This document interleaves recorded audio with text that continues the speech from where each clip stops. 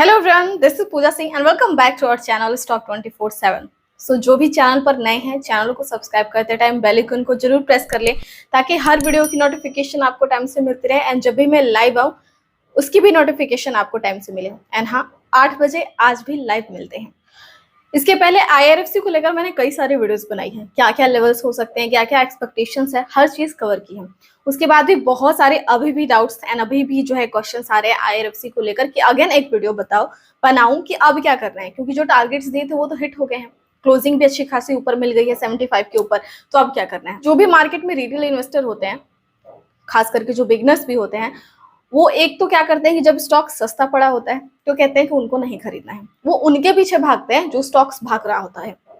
ऐसे बहुत सारे एग्जांपल्स है, जैसे कि कोचिन शिपयार्ड सस्ता था, फोकस कराया तो वहां पर अवॉइड किया, ना भाग रहा है तो बोल रहे हैं 1200 रुपए पर खरीदेंगे। BSE लिमिटेड 400 रुपए 500 रुपए के आसपास फोकस कराया, 1200 का टारगेट दिया, अब वो 1200 को क्रॉस कर गई तो कहते हैं अब वहां पर खरीद लेंगे। IRFC वही है, गिरा था 24-25 रुपए पर, जब बताया तो कहते हैं IRFC में तो दम ही नहीं है, उसका वैल्यूएशन हाई है, तो ऐसा है ये नहीं भागेगा, इसके लिए तो बहुत टाइम चाहिए। भाग रहा है, अब बोल रहे हैं खरीद ले। तो यही है, जब भाग रहा होता है ना तो खरीदते हैं, ऐसा सोचकर कि कहीं हम पीछे तो नहीं रह जाएंगे, प्रॉफिट हाथ से जा रहा है ऐसा सोचकर।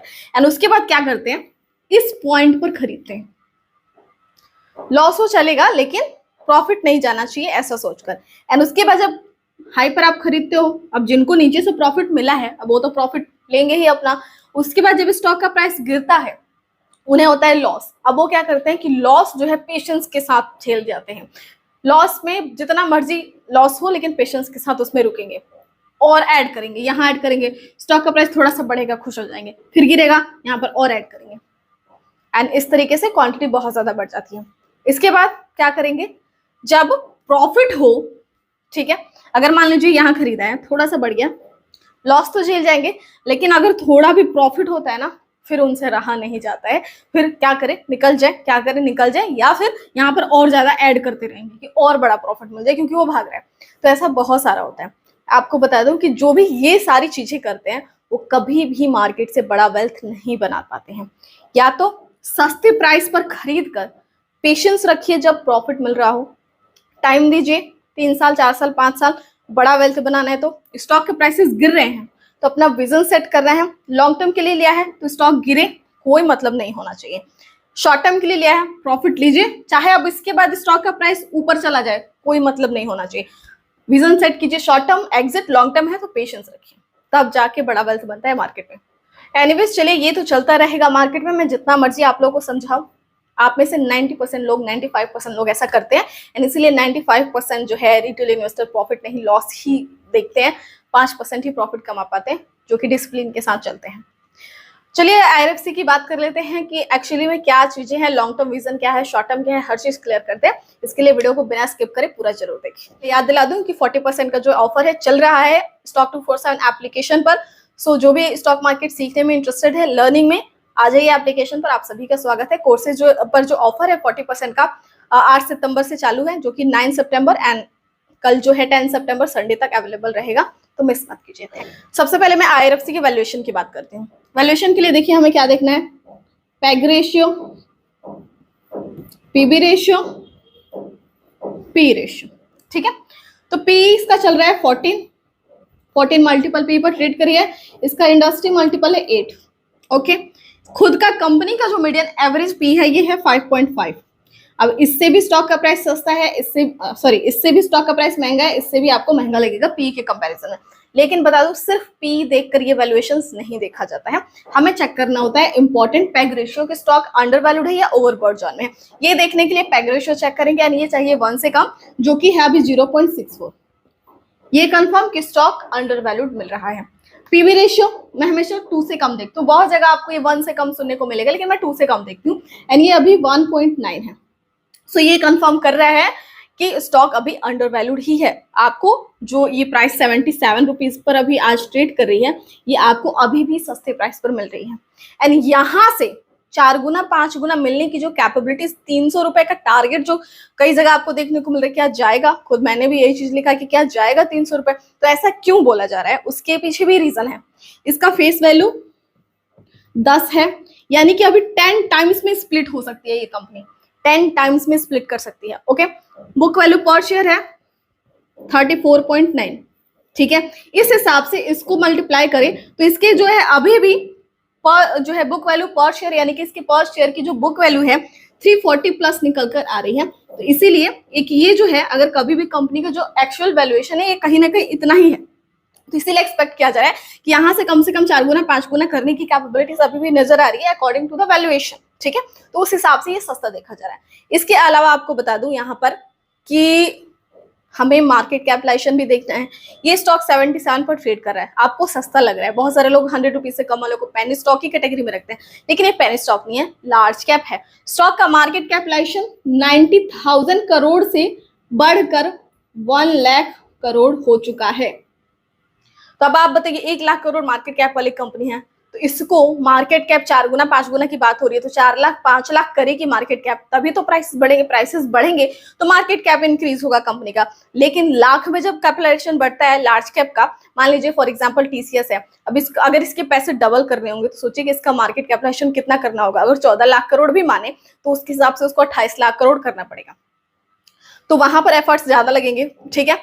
लेकिन यहाँ पर अभी लाख की बात हो रही है तो उसी हिसाब से उसका एफर्ट ज्यादा लगेगा, जो कि थोड़ा सा जो है यहाँ पर आपको पेशेंस चाहिए। अगर ऐसा करने की कैपेबिलिटीज रखती भी है तो लाख की बात जब हो रही है ना कि 4 गुना 5 गुना 4 लाख 5 लाख करोड़ मार्केट के, तो यहाँ पर पेशेंस की जरूरत पड़ेगी, ना कि शॉर्ट टर्म में तेजी। शॉर्ट टर्म में तेजी इसलिए देखने को मिली वो भी मैं बता देती हूँ। इसके पीछे मैं दोनों रीजंस बताती हूँ, बिजनेस भी एंड इसकी वैल्यूएशन वाली भी। बुक वैल्यू पर शेयर 34.9 है, ठीक है। तो इस स्टॉक को जब गिरावट आया था तो 24-25 रुपीज से ही मैं फोकस करा रही हूँ, तो उस टाइम तो देखिए बहुत ही सस्ते प्राइस पर था। उसके बाद बुक वैल्यू पर शेयर 34 था, इसको इसने ब्रेक किया तो वहां से एक कैपेबिलिटीज नजर आई, ठीक है। उसके बाद आपको 37 का एक लेवल बताया था कि अगर इसको निकालती है तो 47 रुपीज आपको टारगेट दिया था कि 47-49 कंसोलिडेट कर सकती है, उसको ब्रेक करेगी तो आगे का टारगेट 56 दिया था। उसके बाद 64 एंड देन 73 आपको टारगेट दिया था। उसके बाद आपको बताया था कि 75 के ऊपर क्लोजिंग करेगी, तो हम आगे देखेंगे, हालांकि वो अभी डिस्कस करते हैं। लेकिन ये 47 ही क्यों था,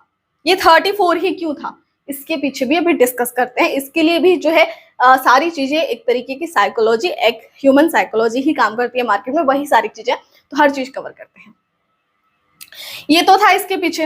अब रही बात बिजनेस की बात, तो जानते हैं हम कि IRFC जो है फाइनेंस सेक्टर की कंपनी है, एक ऐसी NBFC है, लोन फाइनेंस कराने का काम करती है, लेकिन सिर्फ रेलवे सेक्टर को, under the railway of ministry. RVNL, आयरकन जैसी कंपनीज को प्रोजेक्ट मिलते हैं रेलवे के, एंड उनको जो है फंडिंग का काम यही करती है।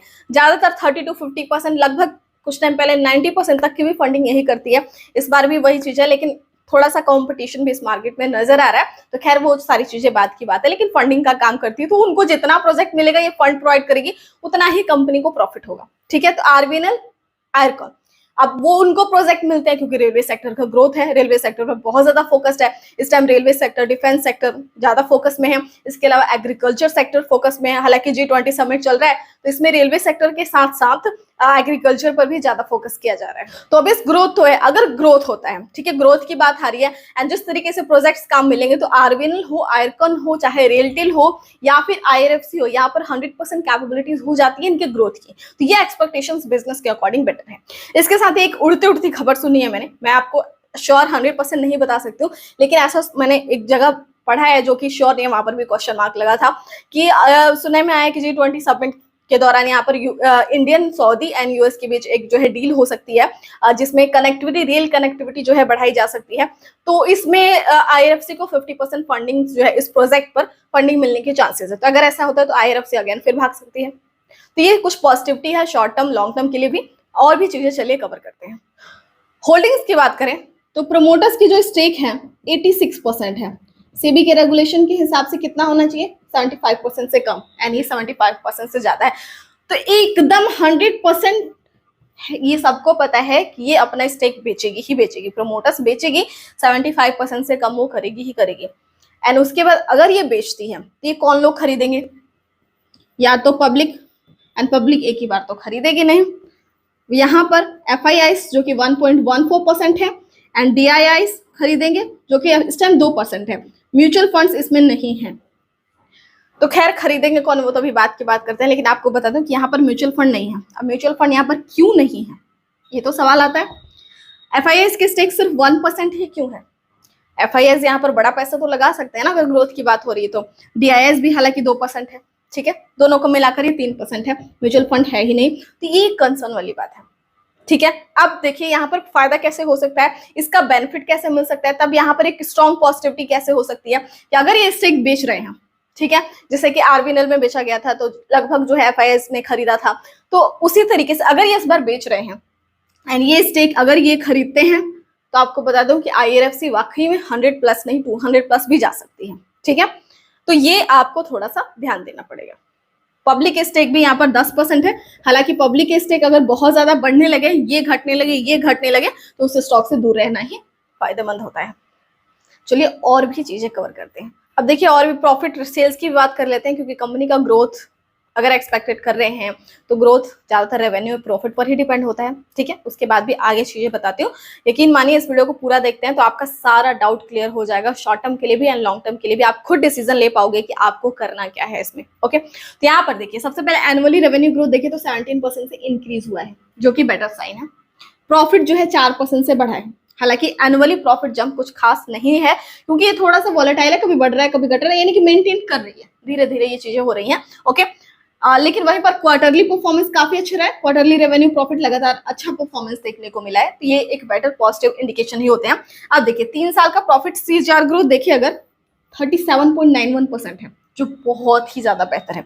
वहीं सेल्स ग्रोथ CAGR बात करें 3 साल का तो 28% है, जो कि बहुत ही अच्छा है। वहीं 5 ईयर का CAGR ग्रोथ देखें तो ये कंपनी 25.3% ऑफ CAGR से इंक्रीज हो रही है 5 ईयर का, एंड 3 साल का 37% से।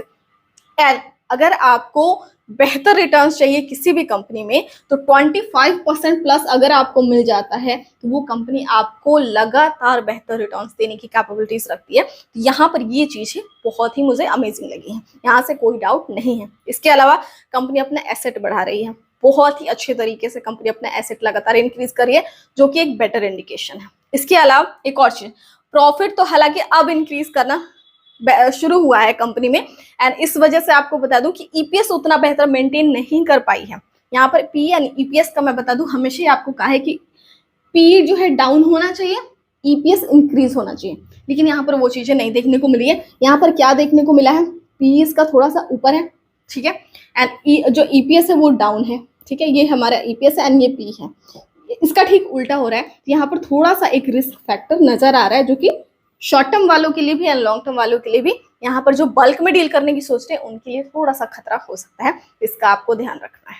यानी कि जिस तरीके से शार्प राइज देखने को मिला है, शार्प फॉलिंग भी हो सकती है, ये कंसर्न है। एंड इसका इंडिकेशन देता है बीटा, जो वॉलिटिलिटी बताता है 1 से कम हो तो बेटर है, ये 1 से ज्यादा 1.9 नजर आ रहा है, यानी कि ये बता रहा है कि स्टॉक काफी वॉलेटाइल है, बच के रहना है। कुछ लोग यहाँ पर बोलेंगे मैम आप तो कंफ्यूज कर रहे हो, क्लियर कीजिए कि करना क्या है, तो वो तो एंड में ही पता चलेगा ना आपको सारी चीजें। अगर आप जान जाओगे तो मैं अपना ओवरऑल पर्सनल राय भी आपको दे दूंगी कि एक्चुअली में क्या चीजें नजर आ रही है। खैर और भी चीजें क्लियर करते हैं। डेट तो रही क्या, डेट टू इक्विटी सभी जानते हैं 9 यहाँ पर नजर आए, यानी कि बहुत ज्यादा हाई है। लेकिन जिस तरीके से कंपनी लोन वाली काम करती है, NBFC वाली जो भी फाइनेंस का काम कराने वाली कंपनी होती है, इन पर डेट ज्यादा ही होता है, तो इसको हम अवॉइड करके ही चलेंगे, ठीक है। दूसरा चीज, कंपनी का जो कैश फ्लो है ये नेगेटिव में है। अब ओबेस कैश फ्लो नेगेटिव होगा, फाइनेंस लोन का काम कर रही है, इसको भी अवॉइड करके, इन चीजों को हम अवॉइड करके ही चलेंगे, ठीक है। अब यहाँ पर कंसर्न बता देती हूँ आपको, EPS वाला जैसे बताया ना कि EPS इसका डाउन है, इसका आपको ध्यान रखना है, ये थोड़ा सा खतरे की घंटी है, क्लियर।